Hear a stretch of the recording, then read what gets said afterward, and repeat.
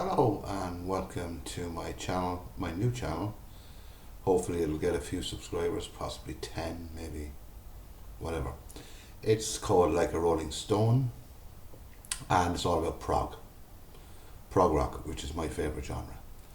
And my first video is going to be a ranking of one of my favourite prog bands, Jethro Tull. And I've seen a lot of them online on YouTube and some fantastic videos. Pete Pardo there on the Sea of Tranquility, he's brilliant. There's so many good ones out there and they all give in-depth. And now this is on the first video, so it's going to be a bit rough at the edges. I don't know whether I'll get any subscribers, I don't know whether I'll get any views, but I'm here. My name is Pat. I'm here in Southeast Ireland in Waterford. And I just said I'd give it a go, and if I don't get anyone, sure, what harm? As we say here in Ireland, what harm? I'm going to rank the Jethro Tull. And Jethro Tull have 23 albums and studio albums. And I'm going to rank them, in my opinion. You might agree, you might disagree, you might say, what is he smoking? What harm? What harm? We're going to give it a go. I have everything bar the last two, and the reason why I don't have the last two, which is Rock Flute and Zealot Gene, is because I don't particularly like them. I've streamed them, I have them on FLAC files, and they're underwhelming to say the least. So my number, I don't have a physical copy of it, my number 23 will be Rock Flute, which I think is an awful album. Singing is poor, music is poor, everything about it is poor. It's rubbish, no interest. A little bit better than rubbish is Zealot Gene, which is, it's okay. A couple of good tracks here and there. Singing again is poor, and I just don't like it. So the sooner I move on about them, the better. Now I have physical copies. The next one is, I still have the sticker on it for a £5, I think I bought it for, is Under Wraps, and this is awful. Like, you have La Baroque Under Wraps, so where do I start? Under Wraps 2, the acoustic is not bad, but it's an awful album, and I'm going to put it away straight away. It's pretty awful. Next up would be the Jethro Tull Christmas album, which is okay if you like all them Christmassy songs, which I don't. I bought it when it came out. I think I played it once. So okay, album. Next up would be Catfish Rising. I bought this when it came out. It's the one I bought. It's not a great album really. Too many songs on it, too long, very bluesy. You know, it's not Jethro Tull though, is it? What do you think? Jethro Tull? No. Leave it there. Next up, when I bought this when it came out, was Crest of a Knave. There it is on CD, Crest of a Knave.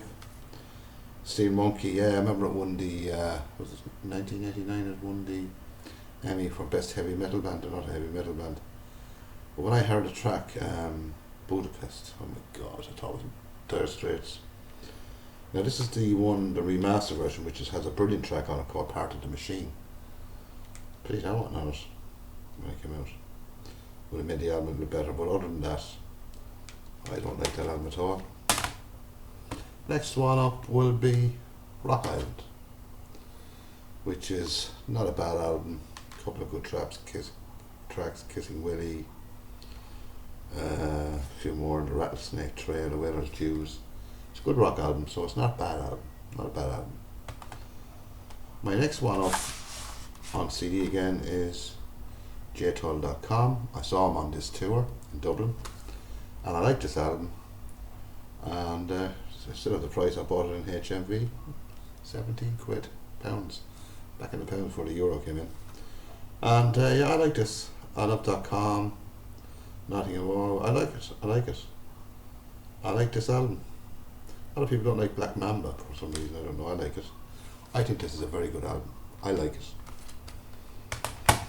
Now the only one I have left on LP, I used to have them nearly all on LP one stage going back, is this one. Maybe a shine on there, Roots to Branches. I think this is a fantastic album. Fantastic album. Some brilliant tracks on this album. I love this album actually. I think it's the best since Broadsword, basically. This is the one. I remember bought it, and it's quite expensive now on LP to buy. But I like it. We'll leave it down there. Now, onto what I think is the best of Jethro Tull. At their best. My next one up is Too Old to Rock and Roll, Too Young to Die. I think this is a very good album. A couple of good tracks on it. Obviously, Too Old to Die is very good. Small Cigar, I think, is one of the bonus tracks on it. People want to know it. I think it's Cartoon is excellent, but they weren't on the original one. Pied Piper, I like Pied Piper. That's my favourite track. For Salamander is excellent as well. But a very good album. Next up is War Child. This one was after Passion Play and before Missing in the Gallery. And this is the bonus one too. There's a load of bonus tracks on it. And I had them all on LP, but they just got destroyed and damaged. I had to rebuy them all. And I like War Child. I like Bungle in the Jungle. You know, Two Fingers. I like it. It's a very good album. Very good album. Next up is Benefit. And this is the remastered version with the bonus tracks. And I like this album. Yeah, it's a very good album. A lot of people rank this higher. I wouldn't, no. But I do like Inside, and I do like With You There to Help Me. You know what I mean? It's not a bad album, you know. I like it. A lot of people rank it higher though. Next one's the first one. Again, a remaster with bonus tracks. And I like this with Mick Abrahams on it. And he went on to form Blood and Pig, which I have the 2 CDs there. I like this album, you know what I mean? My Sunday Feeling, Song for Jeffrey. You know, it's very good. It'll be up there, you know. I like it. Now we come to Stand Up, which I think it's an 8.5, 9 out of 10.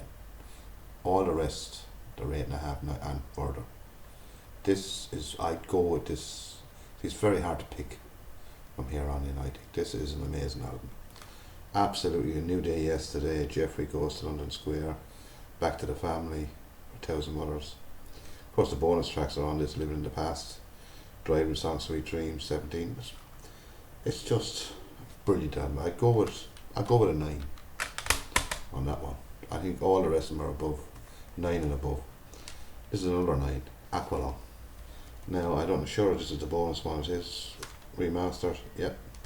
The only thing I found with this one, I had it on LP, was I found this production a little bit tinny. You know what I mean? But I love it, of course. Aqualung, Cross-Eyed Mary. I think this is just brilliant. I love the guitar playing by Martin Barr on this. I think it's quite excellent. Yeah, that's a 9 out of 10. Now all my rest of them, and it's so hard to rank them because I have to rank them, but they're all 10 out of 10s. Every one of them. Heavy Horses is the next one. What an album. What an album. I love And the Mouse Please Never Sleeps. The Mouse Please Never Sleeps. I love it. Rover, Brown Mouse, Heavy Horses. I don't know. And John Glasgow is on this, of course, who I think is one of the greatest bass players of all time in Prog. I do. He's up there with Chris Square as far as I'm concerned. He made it up with Greg Lake. He's just awesome. Pity he died so young. Brilliant album.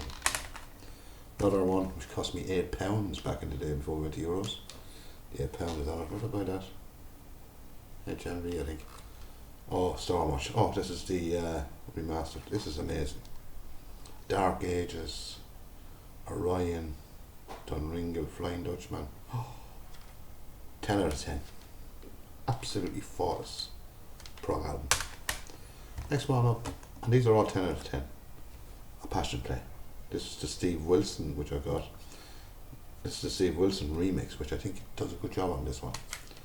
Yeah, the remix. So I have to buy the box set, which I think are out on the 23rd of August. They're re-releasing War Child, Heavy Horses, Stand Up, and A Passion Play, all re-released on box set 23rd of August. Get your orders in. This is amazing. This is Prog at its ultimate. Brilliant. Next up for me then is A. Now this was supposed to be a solo album. That's what the A stands for. Obviously you know this in Tull. And this is, what version is this? This is A plus Slipstream DVD. I have it on box set over there. And this is brilliant. This is utterly amazing. Yeah, it has a lot of synths on it, but it's just amazing. You know what I mean? Crossfire. Oh my God. Flying Day Flyer. Working Joe. The Pine Martin's Jig. Prog at its best. Amazing album. Absolutely amazing. Next up for me then is this is the remastered version, bonus tracks, Broadsword and the Beatles. This is the first album I heard. I bought it on LP, and it has a soft spot with me because the first album I heard, and I think it's 82, is it? Originally, I can't read it without my glasses. I think it's 82. You'll correct me if I'm wrong. And my mate Kevin got this album. I never heard of Jethro Tull in 1982, and he got this album, and we loved the cover. The cover is just, and he got this album, and he played it. I said, "My goodness, that is amazing. That is amazing." So we went and investigated Tull, and that was the latest album. So obviously back the way we went, and we love him. That's some album. Very underrated. 10 out of 10. Next one is Thick as a Brick. This is just amazing. I think this is the remastered version. There's an interview with Jethro Tull, Dean Anderson, Martin Barr, and Jeffrey Hammond. Oh, this is unbelievable. I think there's a live at Madison Square Garden 1978 on it as well.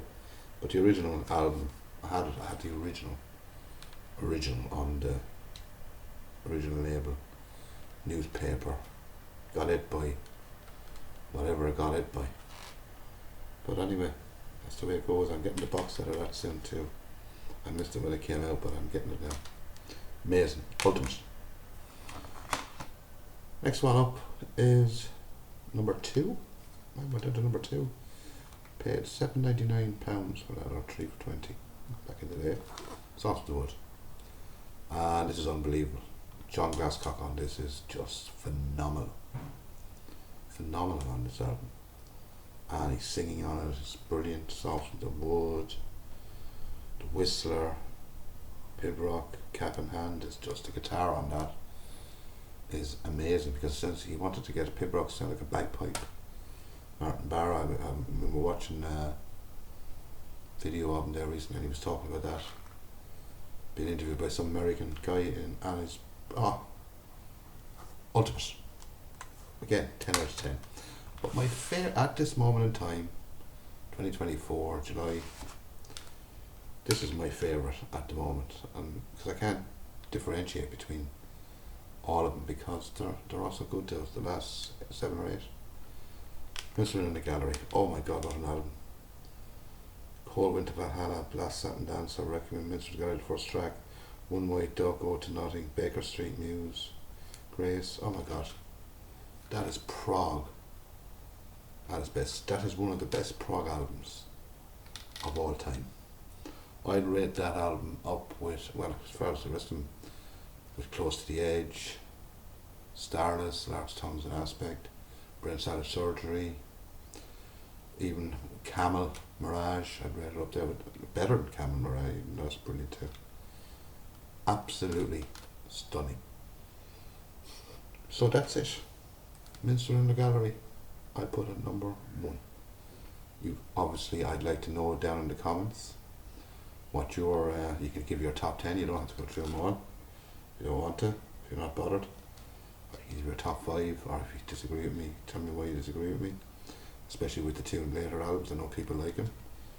Maybe I have to listen to him again more. Maybe I need to buy him, proper listen to him. Maybe so. Anyway, I hope you like this new channel. Brand new. It's going to be very hard to get the subscribers.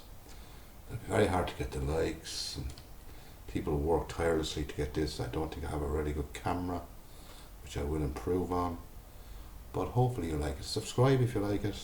Thumbs up if you like it. Thumbs down if you don't. You think I'm an absolute idiot. And but I said I'd do it because I watch Pete Pardo a lot on Sea of Tranquility, who I think is just utterly brilliant. I love his show in the Prog seat. I think that is just brilliant, especially the Professor and Lewis. They'd been, no disrespect to the other guys. Of course, Anthony is brilliant, but they're all brilliant. Chuck is brilliant. Stephen is brilliant. Yeah, they're all brilliant. Every one of them brilliant. But my favourite guy, I have to pick one obviously, is Ken the Professor. And you don't argue with him. Not with 14,000 albums. And he's a prog nut. Not a big fan of Tull though. Not a big fan of Tull. Maybe we might get him to change that. Listen to him properly and see why he doesn't like it. But that's basically it, and I hope you do like it, and I really do. Hope you like this channel. Hope I get a few subscribers. If I get a couple of hundred, I'll be happy. People there have thousands, they're at it years.